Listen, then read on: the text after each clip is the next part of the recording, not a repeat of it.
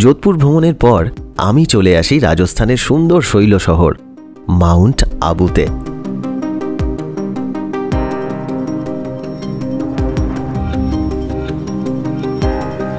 যদিও রাজস্থানের বেশ কয়েকটি জায়গায় পাহাড় ও ঘন সবুজের দেখা মেলে, তবে মাউন্ট আবুতে আছে আরাবল্লী পাহাড়ের সবথেকে উঁচু স্থান, যার উচ্চতা 5650 ফুট।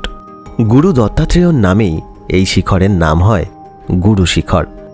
আঁকাবাঁকা পাহাড়ি রাস্তা, মাঝে মাঝে সবুজের ছায়া, তার মধ্যে পাহাড়ি স্নেহ জড়ানো আবহাওয়া। রাত্রের দিকে তো বেশ ভালোই ঠান্ডা, মনেই হচ্ছে না আমি আছি রাজস্থানে। আর এই কারণেই এই স্থানটিকে মরুভূমির মাঝে মরীচিকার সাথে তুলনা করা হয়। পর্যটকে ঠাসা পাহাড় দিয়ে ঘেরা অপূর্ব নাক্কি লেককে এই শহরের হৃদয় বলা যেতে পারে। অজস্র হোটেল, খাবার, জামাকাপড় ও নানা রকমের দোকানপাট এই চত্বরেই দেখতে পাওয়া যায়। ভ্রমণের দ্রষ্টব্যগুলির মধ্যে আছে টোড রক ইউনিভার্সাল পিস হল, পাহাড়ের চূড়ায় থাকা প্রাচীন অর্বুদা দেবীর মন্দির, সোমনাথ মহাদেব মন্দির ও শ্রী অচলেশ্বর মহাদেব মন্দিরের মতো বিভিন্ন জায়গাগুলি। তবে আমার কাছে সব থেকে আকর্ষণের বিষয় ছিল এখানকার দিলওয়াড়ার জৈন মন্দিরগুলিকে নিজের চোখে দেখা। কেবলমাত্র এই মন্দিরগুলি দেখার জন্যই রাজস্থান একবার নয়, বহুবার আসতে ইচ্ছা করবে আপনার। এত সুন্দর কারুকার্য আমি এখনো পর্যন্ত কোনো দিনও কোথাও দেখতে পাইনি। আজকের পর্বে আপনাদের জন্য থাকলো এই মাউন্ট আবুর হোটেল, খরচ, যাতায়াত ও ভ্রমণ সংক্রান্ত অন্যান্য নানান তথ্যগুলি। সঙ্গে থাকুন। ভোর 5টা নাগাদ হোটেল থেকে যোধপুর স্টেশনের উদ্দেশ্যে রওনা হলাম। এত সকালে অটো পেতেও কোনো অসুবিধা হলো না। আজ মনের মধ্যে একটা আলাদা উত্তেজনা, কারণ আজ সফর করছি বন্দে ভারত এক্সপ্রেসে। যদিও খুব অল্প সময়ের জন্য সকাল 6টা 5-এ ছাড়বে আর আবু রোডে নামবো সকাল 9টা 5-এ, তবুও বন্দে ভারত এক্সপ্রেস বলে কথা। সুপ্রভাত। আজকে অক্টোবর মাসের 5 তারিখ আর রাজস্থান ভ্রমণের 6ষ্ঠ দিন। আমি এখন আছি যোধপুর স্টেশনে। আজকে 12461 সবরমতী বন্দে ভারত এক্সপ্রেস ধরবো। এই ট্রেন দিয়ে দিয়েছে, এই যে এখান থেকে ছাড়ার সময় হচ্ছে সকাল 6টা 5। আমি এখন মাউন্ট আবুর দিকে রওনা হচ্ছে। আবু রোডে পৌঁছাচ্ছে সকালবেলায় 9টা 5-এ। 3 ঘন্টা মাত্র সময় নিচ্ছে। আর মাঝখানে দুটো মাত্র স্টেশনে দাঁড়াবে, একটা হচ্ছে পালি মারওয়াট আর একটা হচ্ছে ফালনা। প্রত্যেকটা স্টেশনের মধ্যে 1 ঘন্টার মতন করে গ্যাপ আছে। তো অনেকদিন হলেও বন্দে ভারত বেরিয়েছে, কিন্তু আমি চাইছিলাম যে কোনো ট্যুরে যেন আমার বন্দে ভারত পড়ে। তো এই প্রথম ভিস্টাডোম কোচে আমি এর আগে চেপেছি, কিন্তু বন্দে ভারত এই আমার প্রথম। যোধপুর টু সাবরমতী। এই ট্রেনটা কিন্তু খুব সুন্দর। প্রথম স্টেশন পালি মারওয়াট ছেড়ে আবু রোডের দিকে এখন যাচ্ছে। মাঝখানে আরেকটা স্টেশন পড়বে ফালনা, তারপরেই আবু রোড। ট্রেন একদম টাইমে আছে, ভালোই ট্রেনটার গতি মোটামুটি, খুব যে আহামরি তা বলবো না। এখন ধরুন যোধপুর থেকে আবু রোডের দূরত্ব হচ্ছে 269 কিলোমিটার। 269 মানে 90 করে প্রতি ঘন্টায় যদি গড় গতি দেখি তাহলে 90 কিলোমিটার হচ্ছে। ঠিক আছে, খুব আহামরি গতি তো তুলতে পারবে না, তবে খারাপ নয়। ট্রেনটা দেখতে খুব সুন্দর আর এমনি বেশ আরাম, বেশ ভালো লাগছে। প্রথমবার বন্দে ভারতে তো বেশ ভালো লাগছে। এই রাজস্থান ভ্রমণে আমি একটা জিনিস লক্ষ্য করলাম যে যোধপুর যদি আপনি কোনোভাবে চলে আসেন, আপনার ভ্রমণে যদি আপনার যোধপুর থাকে, তাহলে যোধপুরের সাথে কিন্তু এই সমস্ত জায়গা আর যেসব জায়গা আছে খুব ভালোভাবে কানেক্টেড। শুধুমাত্র মাউন্ট আবুর আবু রোড আর জয়সালমের বাদে আর সমস্ত জায়গার সাথে সমস্ত জায়গা ট্রেন এবং বাস এই দুটোর সাথে কিন্তু কানেক্টেড আছে। তার মানে এটা নয় যে মাউন্ট আবু আর আবু রোড আর জয়সালমের কানেক্টেড নয়, আছে কিন্তু সব জায়গার সাথে নয়। এই যেমন ধরুন আপনি যদি মাউন্ট আবু থেকে যদি ভাবেন যে উদয়পুর ট্রেনে যাবেন, তাহলে কিন্তু আপনি পারবেন না। সেক্ষেত্রে কিন্তু কোনো ট্রেন নেই, সেক্ষেত্রে বাস অনেক আছে, সব জায়গা থেকেই বাস আছে। আপনি জয়সালমের থেকেও বাস পাবেন। হ্যাঁ, সমস্ত জায়গায় এই কানেকশন গুলো আছে, একমাত্র এই দুটো জায়গা বাদ দিয়ে। বাদ বাকি ধরুন এবার ধরুন উদয়পুর, যোধপুর, আজমের, চিতর, জয়পুর এই সমস্ত জায়গাগুলো কিন্তু আশেপাশে আর অনেকগুলো করে ট্রেন আছে। ওই যে দূরে দেখতে পাচ্ছেন তো আরাবল্লী পর্বত কিন্তু শুরু হয়ে গেছে, ভালো লাগছে। আসলে যোধপুর থেকে কিন্তু খুব বেশিক্ষণ আমি আসিনি, 1 ঘন্টার মতন এসেছি। এই যোধপুরটা ঘুরলাম, খুব ভালো লাগলো। যোধপুরে মরুভূমিকে কিন্তু খুব মানে ভালোভাবে বোঝায়, খুব নয় আমি মরুভূমি দেখতেই পাইনি যোধপুরে। আসলে আপনাদেরকে আমি জয়সালমেরে বলছিলাম যে যদি রাজস্থানকে 5 ভাগে ভাগ করা হয় তাহলে 2 ভাগ এরিয়া হচ্ছে মরুভূমি, যেখানে আপনি মরুভূমিকে বুঝতে পারবেন, আর বাদবাকি 3 ভাগে একদম বোঝাই যাবে না যে আমি রাজস্থানে আছি। দেখুন না কি সুন্দর সবুজ চারিদিকে, কত সুন্দর একটা পাহাড়, দূরে আবার রাস্তাও আছে একটা উপরে ওঠার, সুন্দর লাগে। মানে রাজস্থানের কিছু কিছু জায়গায় আপনি বুঝতেই পারবেন না, মানে আমাদের যেটা একটা ধারণা যে রাজস্থান মানেই মরুভূমি, উট দেখতে পাবো। যে জায়গাটা এখন যাচ্ছি সেখানে একদিন থাকবো আমি, তো সেখানে মানে এত সুন্দর মনে হবে যে কোনো হিল স্টেশন। যেমন ধরুন আমাদের আমরা দার্জিলিং চলে যাই, একটুখানি সময় পেলাম টুক করে দার্জিলিং চলে গেলাম। এখানকার যারা আছেন তারাও কিন্তু ওই খুব যখন গরম পড়ে বা এমনি বছরের সব সময় তারা কিন্তু একটুখানি পাহাড়ের ছোঁয়া পেতে চলে যায় মাউন্ট আবুতে। এই যে ট্রেনটা আমি যাচ্ছি, আমি চেয়ার কারে আছি। তা 2 রকম সুবিধা আছে, চেয়ার কার আর এক্সিকিউটিভ চেয়ার কার। আর যখন আমি টিকিট করেছিলাম তখন এটার ভাড়া পড়েছিল, চেয়ার কারের ভাড়া হচ্ছে 845 টাকা, আর কনভেনিয়েন্স ফি আরও যা সব আছে ট্যাক্স সেই সব নিয়ে আমার 868 টাকা 90 পয়সা আমার এইটাই ভাড়া পড়েছে। আর যেটা এক্সিকিউটিভ চেয়ার কার আছে তার ভাড়া 1575 টাকা, তারপরে আবার ওই ট্যাক্স ফ্যাক্স নিয়ে 1600 টাকা, মানে প্রায় ডবল। এই ট্রেনটা আপনি মঙ্গলবার দিন বাদ দিয়ে সব দিন পেয়ে যাবেন, সপ্তাহে প্রতিদিনই চলাচল করে, কেবলমাত্র মঙ্গলবার দিনটা বাদ দিয়ে। আমরা এসে গেছি ফালনার খুব কাছে, আর কিছুক্ষণ পরেই নেমে পড়বো।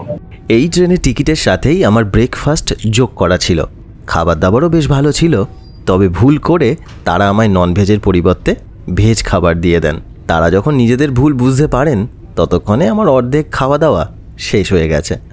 এখন সময় হচ্ছে 9টা 5, আর 9টা 5-এ একদম কারেক্ট টাইমে কিন্তু এখানে ট্রেনটা দিয়েছে। এই ট্রেনটা দেখতে এত সুন্দর, এটাই একটু মানে আমার কাছে একটা দর্শনীয় ব্যাপার হয়ে যায় মাঝে মাঝে, এত সুন্দর ট্রেনটাকে দেখতে। আচ্ছা, আমরা এখান থেকে এবার যাবো হচ্ছে মাউন্ট আবু। এখন মাউন্ট আবুর দূরত্ব হচ্ছে এখান থেকে 28 কিলোমিটার। তা বাইরে বাস আছে, গাড়ি আছে, বাসে করেও চলে যাবো, আর এমনি গাড়ি করেও যাওয়া যেতে পারে। বাসে বেশিক্ষণ সময় লাগবে না, 1 ঘন্টার মতন সময় লাগে। এই যে টাটা, চলুন দেখি বাইরে কি আছে, গাড়ি পাই কি বাস পাই একবার দেখে নিই। আমি যখন ট্রেনে করে আসছিলাম তখন বাম দিক ডান দিক সব পাহাড় দেখা যাচ্ছিল, আর এখানের আবহাওয়াটাও কিন্তু এখন বেশ ঠান্ডা ঠান্ডাই। আর যখন একদম পাহাড়ে উঠে যাব তখন সারা বছরে কিন্তু ওখানে ভালোই ঠান্ডাই থাকে, ওয়েদারটা কিন্তু একদম অন্যরকম। এখানে একটা এসকেলেটার দেওয়া উচিত ছিল, ওই পিছনটায় পাহাড় দেখা যাচ্ছে, ওই পিছন দিকটায়। এখানে একটা এসকেলেটার দেওয়া উচিত, কারণ লাগেজ নিয়ে যখন আসবে মানুষ তখন কি হবে বলুন তো, ওই আপনাদেরকেই তুলতে হবে।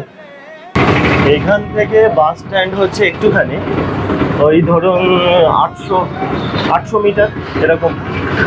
তা স্টেশনের বাইরে অনেক গাড়ি আছে, তারা বলছে 850 টাকায় পুরো একদম আবু অব্দি পৌঁছে দেবে। আর সেটাকে দরদাম করলাম, তা বলছে যে 600 টাকা, 650 টাকায় নামছে। আর বাস স্ট্যান্ড অব্দি এখান থেকে অটোয় করে 50 টাকা চাইছিল। তা আমি ভাবছিলাম যে হেঁটেই চলে যাবো, যেহেতু 10 মিনিট হেঁটে। তা একটা অটো পেলাম, বললো যে 30 টাকা নিয়ে যাবে। তাই বললো তাহলে চলো।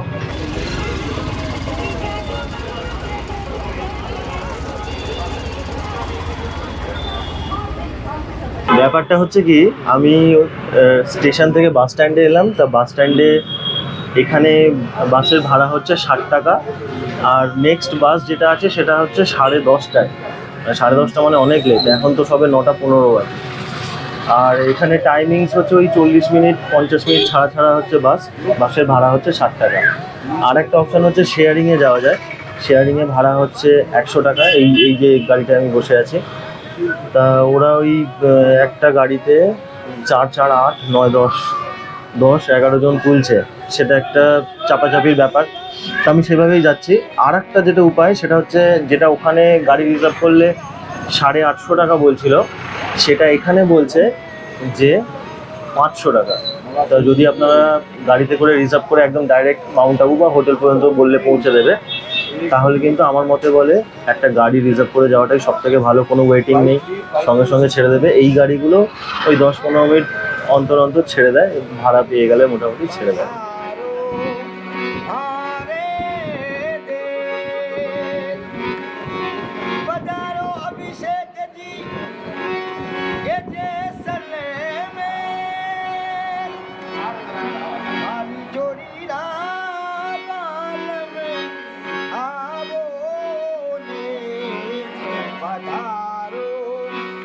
আমি হোটেলে চলে এসেছি। গাড়িটা বাস স্ট্যান্ড থেকে ছেড়েছিল হচ্ছে 9:45, আর 10:30টার সময় এখানে নামিয়ে দিয়েছে। মানে 45 মিনিট সময় লাগলো। ভালোই চালিয়েছে, খারাপ নয়, 45 মিনিটে চলে এসেছি। আচ্ছা, যে হোটেলটায় আমি আছি সেই হোটেলটার নাম হচ্ছে মাউন্ট ফ্লোরেন্স। আর সমস্যা হয়েছে কি, আমি তো মানে সিঙ্গেল পার্সন, তো এখানে একটু ওই একা থাকা নিয়ে একটু সমস্যা হয়। তো সেই জন্য মানে এই হোটেলটা নিতে একটু মানে বেশি রেট হয়ে গেল আমার। আর একটু কমের মধ্যেও অনেক হোটেল আছে, যেখানটা আছে যেন রাস্তার উপরেই হোটেল। এখান থেকে বাস স্ট্যান্ড হেঁটে 5-10 মিনিটের মতো। তাই একটু রেটটা একটু বেশি হলো। তা হোটেল ঠিক আছে, তবে কোথায় যেন মনে হয় যে আমার যে হোটেলটা আর একটু পরিষ্কার পরিচ্ছন্ন হলে ভালো হতো। আসুন আপনাদের রুমটা একবার দেখিয়ে দিই। এইখানে একটা টিভি আছে, বেডটা যথেষ্ট বড়, আরামসে 3 জন।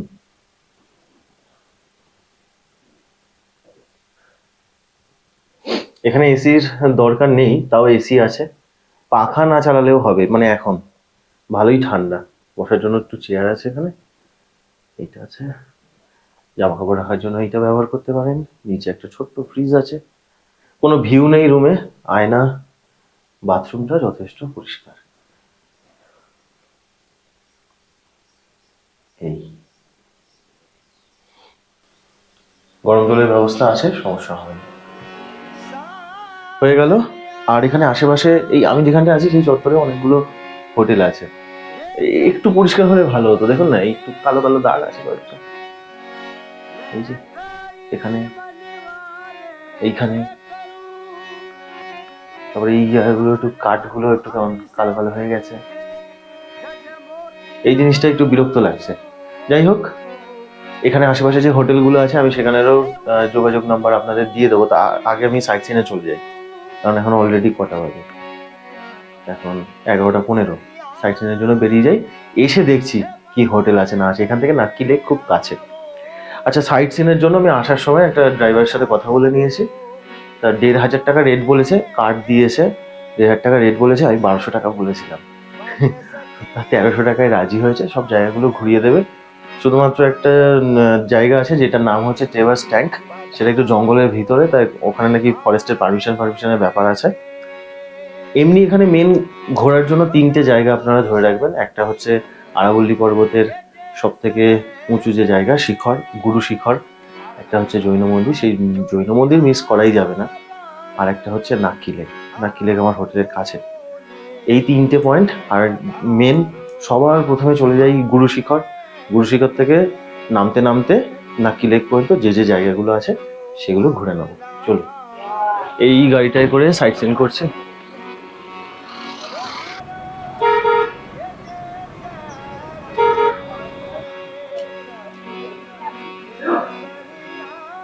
আমি এখন চলে এসেছি ইউনিভার্সাল পিস হলে। এই যে জায়গাটা না, যখন আমি ওই মানে মাউন্ট আবুতে আসছিলাম তখন ব্রহ্মকুমারী স্পিরিচুয়াল ইউনিভার্সিটি দেখলাম। এটা হচ্ছে তাদের হেডকোয়ার্টার। 1983 সালে এটা এখানে নির্মাণ করা হয়েছিল। মূলত এখানে যোগ, মেডিটেশন, এই ধরনের যে জিনিসগুলো সেগুলো এখানে হয়। ওটা হচ্ছে মানে ব্রহ্মকুমারী স্পিরিচুয়াল ইউনিভার্সিটির এটা হচ্ছে মেন অফিস বা সমাবেশ গৃহ বলা যায়। তো ভিতরে মেডিটেশন করতে পারেন আপনারা, সেটাও করতে পারেন। এমনভাবে আমরা প্রোগ্রামটা সাজাচ্ছি, মানে কিছু কিছু জায়গা আছে যেগুলো বন্ধ হয়ে যায় তাড়াতাড়ি, তো সেই জায়গাগুলো আমরা আগে দেখে নেবো, তারপর অন্যান্য জায়গাগুলো দেখবো।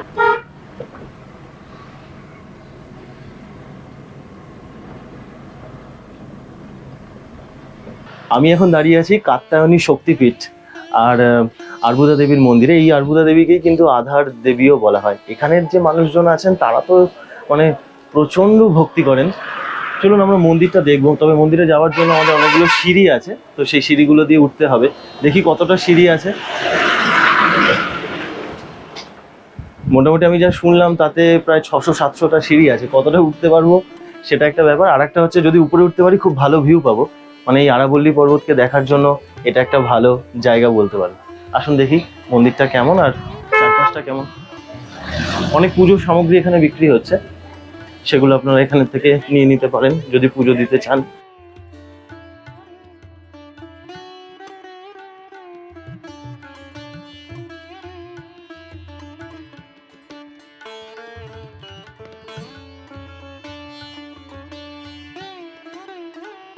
এইখান থেকে সিঁড়ি শুরু। বাবা, এ তো পুরো খাড়া চড়াই। মহাদেবের কাছে গেছি, সিঁড়ি অনেক চড়াই করে পুরো খাড়া। উরি বাবা, এই প্রথম আমি কোনো শক্তিপীঠ যাচ্ছি, এত চড়াই। রে বাপরে, অবস্থা খারাপ। যাদের সমস্যা আছে তারা মনে হয় না পারবেন, মনে যদি জোর থাকে পারবেন। আরে দেখেছেন কতটা নিশ্চয়, দেখুন খাড়া করেছে পুরো। একটু এ করতে পারতো, একটু নর্মাল চড়াই হলে পুরো সোজা করেছে একদম।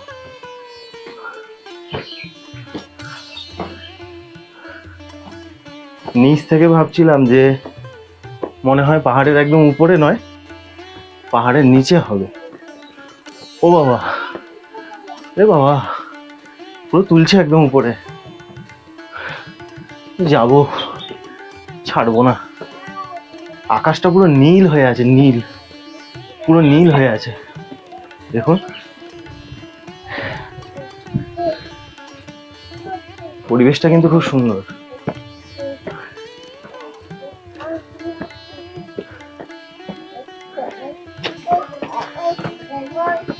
আর কতটা দেখি, হয়ে গেছে না, এখনো অনেকটাই বাকি আছে। এখান থেকে ভিউটা খুব সুন্দর।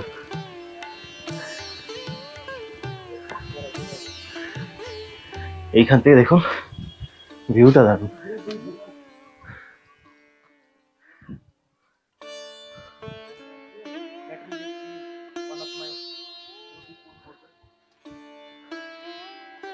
বাবারে, আর কত, অনেক সিঁড়ি, অনেক সিঁড়ি,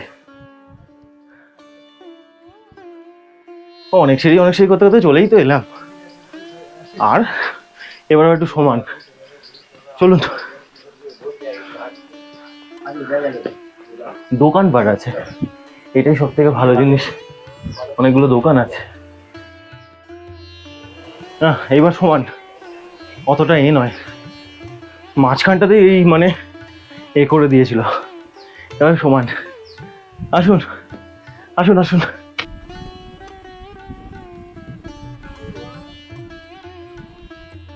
ওই যে উপরে যেখানে পতাকাগুলো লাগানো আছে ওইখান থেকে আপনাকে যেতে হবে। আর একটু উপরে উঠলে মন্দির। পরিবেশটা কিন্তু খুব সুন্দর। এই যে অর্বুদা দেবীর মন্দির, এখানে বলা হচ্ছে যে এটা শক্তিপীঠেরই একটা অংশ। তবে এই অর্বুদা নাম যেটা আছে সেটা কিন্তু এতই প্রাচীন যে মহাভারতেও এর উল্লেখ পাওয়া যায়। আর একটা যেটা জিনিস হচ্ছে, আপনাকে কিন্তু মানে যখন আপনি মন্দিরের ভিতরে প্রবেশ করে যাবেন, বিগ্রহ দেখতে হলে আপনাকে কিন্তু হামাগুড়ি দিয়ে যেতে হবে। মানে একটা জায়গা আসবে যেখানে হামাগুড়ি নয়, একেবারে শুয়ে তারপর যেতে হবে। একটা প্রাচীন মন্দির আর প্রাচীন বিগ্রহ যেরকম হয় ঠিক সেরকম। মানে এরকম বিগ্রহ মানে আমি এই প্রথমবার দেখলাম। মানে এত সুন্দর আর এত প্রাচীন আমি এই প্রথম দেখলাম। প্রাচীন, সত্যি এত প্রাচীন মনে হয় আগে দেখিনি।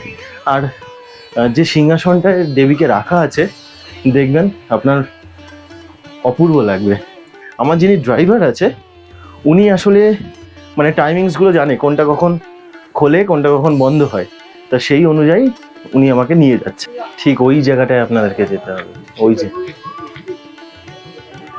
কতটা হাইট তাহলে ভেবে দেখুন। सामने मंदिर है।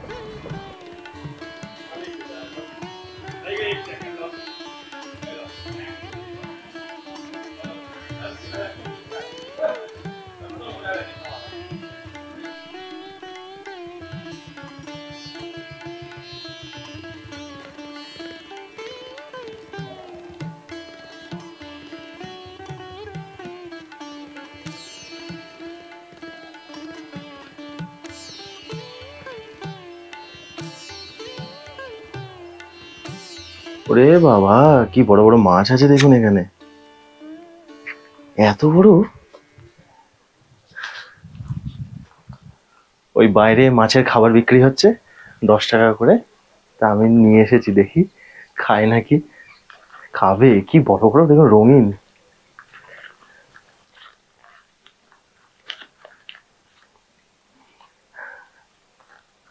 ওরে বাপ,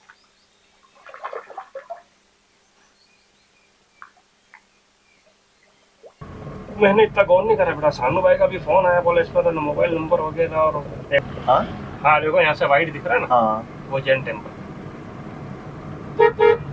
बाहर से भी कोई फोटो नहीं ले सकता है? बाहर से कोई मतलब नहीं रहेगा सर। जो कार्विंग से अंदर है। हाँ वो अंदर जो है वो अंदर ही दिखेगा आपको, बाहर तो खाली गेट लगा हुआ उसके अंदर एंट्री गेट, हाँ। और उसके अलावा अंदर कुछ नहीं दिखेगा।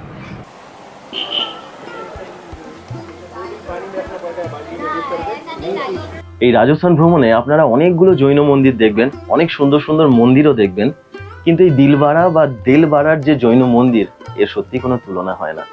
মানে অপূর্ব, খুব সুন্দর, দারুণ সুন্দর, অপরূপ, এইসব ভাষা যেন কম পড়ে যায়। দারুণ সুন্দর, খুব খুব খুব সুন্দর এই মন্দির।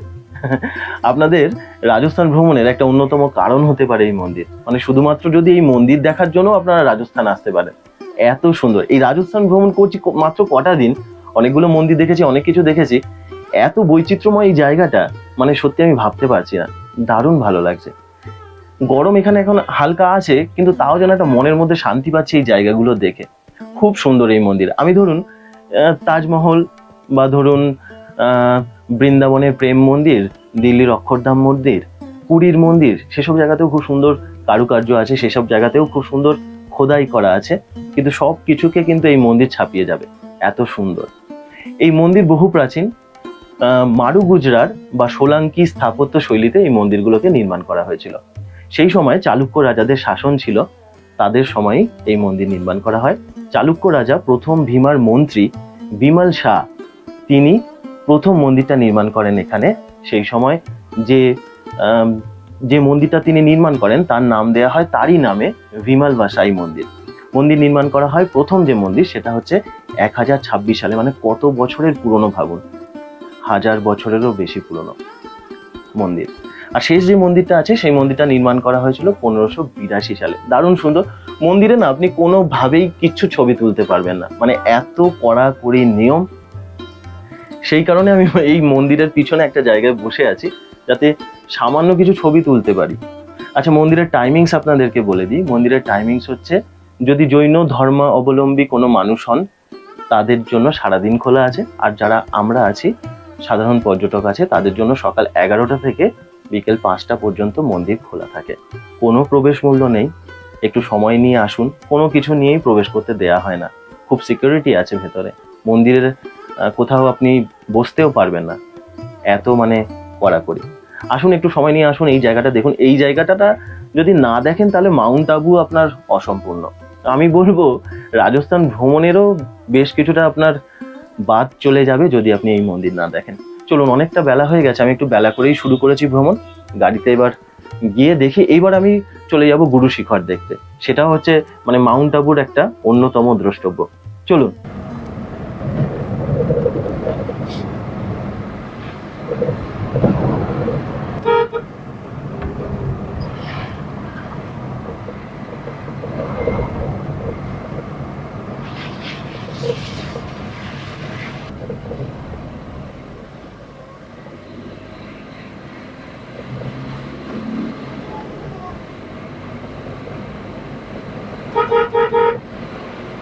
আমি গুরু শিখরে চলে এসেছি। আমাকে ওই যে উপরে যে জায়গাটা আছে একদম উপরে যেটা, আমাকে সেইখানটায় যেতে হবে। তা এখানে নিচে ডলির ব্যবস্থা আছে, যারা যেতে পারবে না তারা ডলি করে যেতে পারে।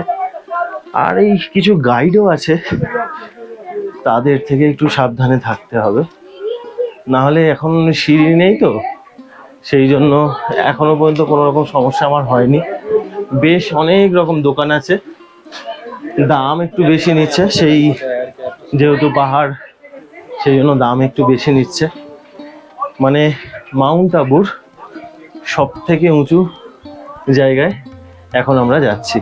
এইটা গুরু দত্তাত্রেয়ের মন্দির গুরু শিখরে, আর ওপরে হচ্ছে চরণ পাদুকা। আগে ওপরটা দেখে নিই, তারপরে এই মন্দিরটা নামার সময় দেখব। বর্ষাকালে না এখানে কিন্তু মেঘ এসে যায় আর কুয়াশাও এসে যায়। শীতকালে কিন্তু চারদিকটায় অনেক কুয়াশা থাকে, বর্ষায় কিন্তু এই জায়গাটা খুব সুন্দর লাগবে। এসেছি আর একটুখানি, ঠিক আছে। ওই আরবুদা দেবীর মন্দির আর এইটা সিঁড়ি ওই একই, ওটা যাবে, টুকটুক করে উঠতে হবে। আমার পিছন দিকে এই যে যত পাহাড়গুলো দেখছেন, এই সব পাহাড়গুলো কিন্তু আরাবল্লী পর্বতমালার একটা অংশ। আমি এখন দাঁড়িয়ে আছি আরাবল্লী পর্বতমালার সব থেকে উঁচু স্থানে, সব থেকে উঁচু পাহাড়ে, যার নাম হচ্ছে মাউন্ট আবু। এই জায়গাটার উচ্চতা হচ্ছে 5650 ফুট। উত্তর পশ্চিম ভারতের প্রায় 650 কিলোমিটার এলাকা জুড়ে রয়েছে এই আরাবল্লী পর্বতমালা। আর এই আরাবল্লী পর্বতমালার সব থেকে উঁচু স্থান, সব থেকে উঁচু পাহাড় মাউন্ট আবু। মাউন্ট আবু কিন্তু বহু প্রাচীন। মাউন্ট আবুর উল্লেখ পাওয়া যায় মহাভারতে, মহাকাব্য মহাভারতে। সেই সময় মাউন্ট আবুকে অর্বুদা নামে উল্লেখ করা হয়েছে। আচ্ছা, আপনাদের একটা বিষয় বলি, আমি এখন দাঁড়িয়ে আছি চরণ পাদুকাতে। চরণ পাদুকাটা হচ্ছে সব থেকে উঁচুতে, তার নিচে হচ্ছে গুরু দত্তাত্রেয় তার মন্দির। এখন এই গুরু দত্তাত্রেয় হচ্ছে ব্রহ্মা, বিষ্ণু এবং মহেশ্বরের একটা সম্মিলিত রূপ। আর সেই গুরুর নামেই, মানে গুরু দত্তাত্রেয়ের নামেই এই জায়গাটার নাম হয়েছে গুরু শিখর। আপনারা যখন মাউন্ট আবু বেড়াতে আসবেন, আপনাদের তিনটে জায়গা কিন্তু মানে দেখতেই হবে। একটা হচ্ছে এই গুরু শিখর, একটা হচ্ছে নাকি লেক, আর একটা হচ্ছে জৈন মন্দির, যেটা আপনাদেরকে দেখালাম, দিলওয়ারার জৈন মন্দির। চলুন আমরা নিচে গুরুর যে মন্দিরটা আছে, গুরু দত্তাত্রেয়ের যে মন্দিরটা আছে সেটা দেখব, তারপর নিচে নামবো।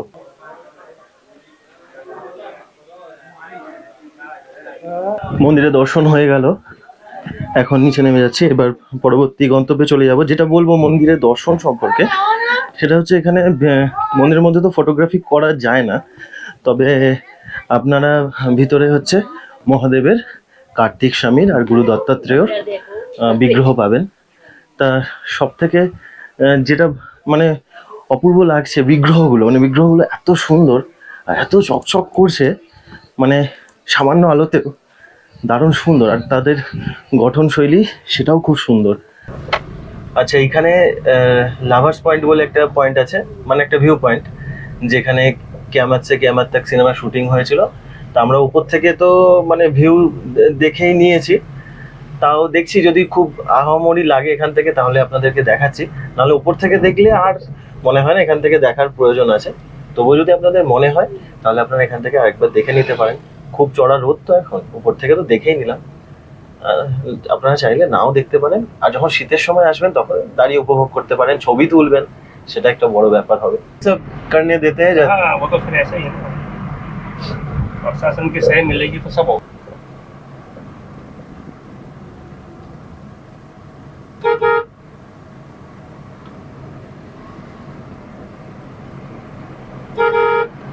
আমি এখন আছি হচ্ছে ব্রহ্মকুমারী যে পিস পার্ক আছে, ওই পিস পার্কের ওখানটায়।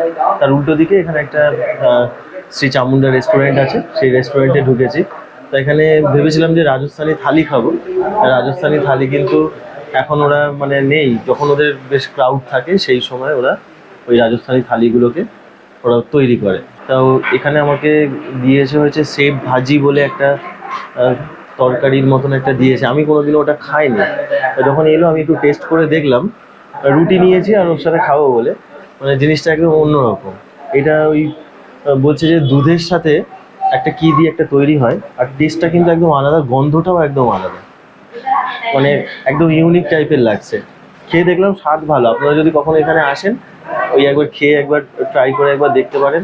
রুটির সাথে বেশ ভালো লাগছে, ভাতের সাথে মনে হয় না খুব একটা ভালো লাগে, অনেকটা ওই তড়কা টাইপের করেছে তো, গ্রেভি টাইপের, কিন্তু মানে একদম অন্যরকম খেতে।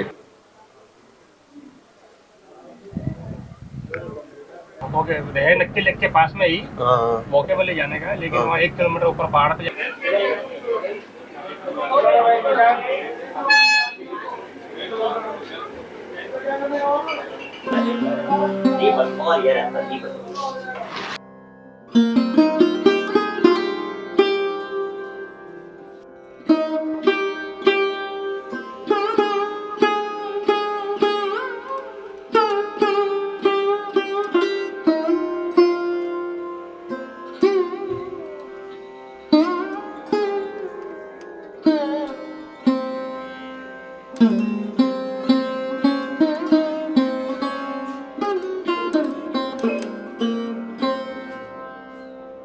আমার মন্দিরে দর্শন হয়ে গেল। এই যে অচলগড় জায়গাটা না, এখানে একটা আগে ফোর্ট ছিল, ফোর্টের মধ্যেই মানে ফোর্টের চারপাশের যে জায়গাগুলো ছিল তার মধ্যেই এই মহাদেবের মন্দিরটা ছিল। তা যে ফোর্টটা ছিল সেই ফোর্টটা কিন্তু 9ম শতকে তৈরি করা হয়েছিল। পারমারের রাজারা সেই ফোর্ট নির্মাণ করেছিলেন। ফোর্ট এখন নেই, এখানে একটা জৈন মন্দির আছে, সেটা উপরে যেতে হয়, তার জন্য আলাদা করে আপনাকে একটা গাড়ি করতে হবে। আর একটা জিনিস যেটা হচ্ছে, ওই 1452 সালে মহারাজা কুম্ভ এই মন্দিরটাকে পুনর্নির্মাণ করেন। একটা অবাক করা জিনিস আছে এই মন্দিরের ভিতরে, সেটা হচ্ছে এখানে 4000 কিলোরও বেশি একটি পঞ্চধাতুর নন্দী আছে, আর একটা 1000 কিলোর এখানে আপনারা একটা ত্রিশূল দেখতে পাবেন, যেগুলো আগেকার যে মহারাজারা ছিল তাদের যে তলোয়ার আছে সেই তলোয়ার দিয়ে যে মেটালটা ছিল সেই মেটাল দিয়ে নির্মাণ করা হয়। তো সেইগুলো আপনারা দেখুন, আসুন, ভালো লাগবে। এখানকার পরিবেশটাও খুব সুন্দর।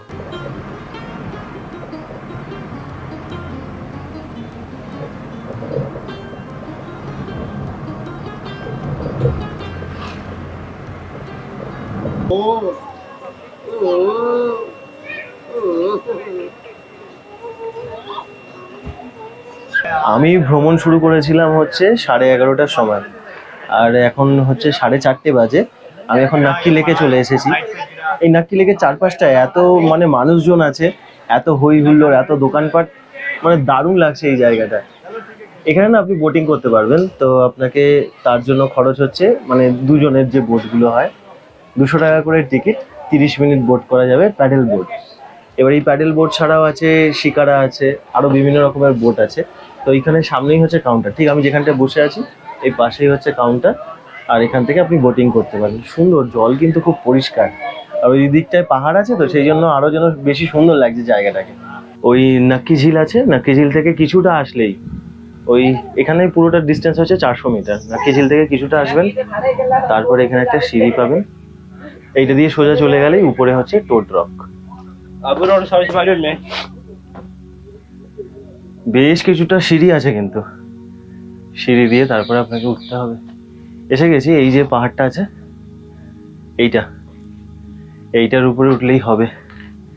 বিকেল বেলায় তো হালকা ঝিঝি পোকা ডাকছে, ঠান্ডা ঠান্ডা লাগছে, একটা অন্যরকম ফিলিংস হচ্ছে। ওরে বাবা, অনেকগুলো সিঁড়ি আছে এখনো, ওই দেখুন।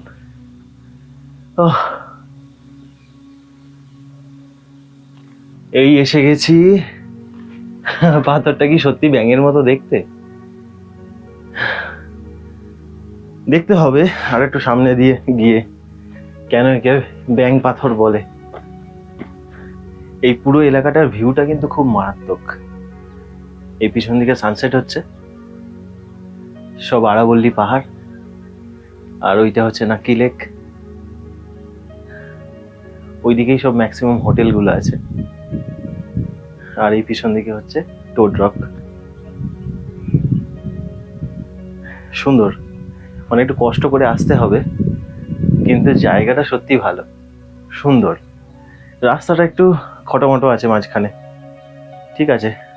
আমি ভেবেছিলাম হয়তো কেউই থাকবে না, দেখলাম না অনেকেই আছে, আর ধীরে ধীরে আবার সব চলেও যাচ্ছে। জায়গাটা সুন্দর, সত্যি সুন্দর, খুব সুন্দর। এখান থেকে তো খুব খুব ভালো লাগছে। কষ্ট করে যদি আসতে পারেন তাহলে কিন্তু ভিউটা মারাত্মক।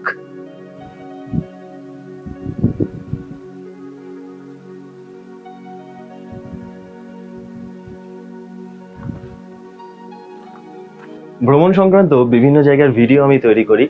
যদি আপনাদের এই ধরনের ভিডিও ভালো লাগে, চ্যানেলের সঙ্গে থাকতে পারেন, চ্যানেলটিকে সাবস্ক্রাইব করতে পারেন। অনেক ধন্যবাদ আপনাদের মূল্যবান সময় দেওয়ার জন্য। খুব ভালো থাকবেন, দেখা হচ্ছে পরের পর্বে।